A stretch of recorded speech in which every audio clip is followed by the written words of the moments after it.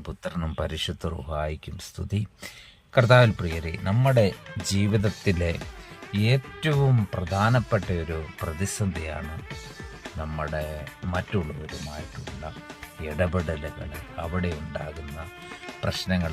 ദാമ്പത്യ ജീവിതത്തിലാണെങ്കിലും, നമ്മൾ ജോലി ചെയ്യുന്നിടത്താണെങ്കിലും, നമ്മൾ വെളിയിലേക്കൊന്ന് പോകുമ്പോൾ പോലും പലരോടും പിണക്കവും അതുപോലെ തന്നെ വഴക്കും പ്രതിസന്ധിയൊക്കെയും നമ്മൾ ഓരോ ദിവസവും അനുഭവിക്കേണ്ടതായിട്ട് വരാറുണ്ട്. അപ്പോൾ നമ്മൾ ഈ 7 ദിവസമായിട്ട് നമ്മൾ ഈ ഒരു വചനഭാഗത്തിലൂടെ പറഞ്ഞ കർത്താവ് നമ്മളെ പഠിപ്പിച്ചൊരു കാര്യം, നമ്മുടെ യഥാർത്ഥ ശത്രു മനുഷ്യരല്ല, പിശാചാണ്.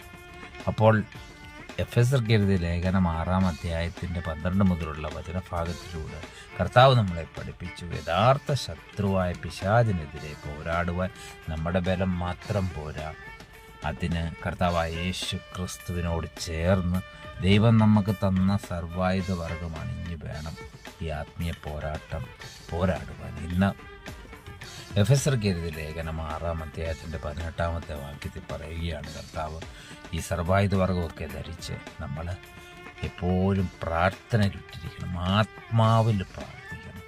പ്രാർത്ഥനയുടെ പ്രാധാന്യത്തെ പറ്റിയാണ് ഇന്ന് കർത്താവ് നമ്മളെ പഠിപ്പിക്കുന്നത്. അതുകൊണ്ട് പോരാട്ടമുള്ളതിനാൽ ഓരോ ദിവസവും നമുക്ക് എത്ര സമയവും കർത്താവിൻ്റെ മുന്നിലിരുന്ന് പ്രാർത്ഥിക്കാം. അത് വാഹനത്തിലായാലും ശരി, ജോലിസ്ഥലത്തായാലും ശരി, അടുക്കളയിലാണെങ്കിലും ശരി.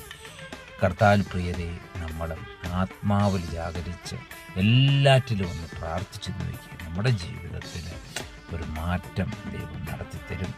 ഈ ഒരു വചനത്താൽ ദൈവം നമ്മെ ഓരോരുത്തരെ അനുഗ്രഹിക്കട്ടെ.